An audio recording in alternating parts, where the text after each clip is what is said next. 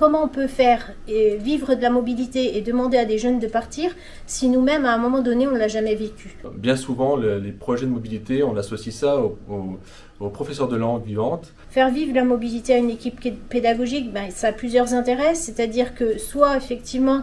on en profite pour travailler un projet d'équipe, un projet d'établissement qui va permettre de resserrer les liens entre les différents membres de l'équipe. Alors, il y a à la fois pour eux aussi une découverte d'un autre système,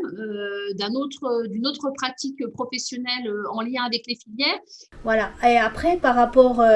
aux professionnels à qui on a envie aussi de faire vivre cette mobilité, qui sont nos partenaires au quotidien, que ce soit des maîtres de stage, des maîtres d'apprentissage, des administrateurs qui s'investissent au quotidien avec nous dans la conduite de notre projet associatif, eh bien, c'est aussi un juste retour de leur investissement que de leur faire vivre une mobilité avec l'équipe pour aussi, encore une fois, travailler ce vivre ensemble. Et nos jeunes ont du mal à concevoir qu'un professeur d'enseignement professionnel, par exemple,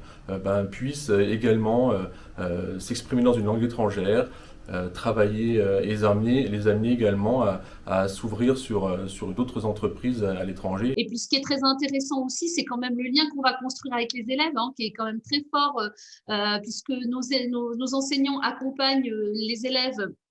à la fois au début de la mobilité, voire même vont dans le pays pour faire une reconnaissance, c'est ce qui s'est passé cette année, et ensuite les suivent pendant le stage et les récupèrent en fin de période de formation pour les évaluer. Donc, c'est vrai qu'il y a un lien quand même qui se tisse, qui est très fort entre les professeurs et les élèves.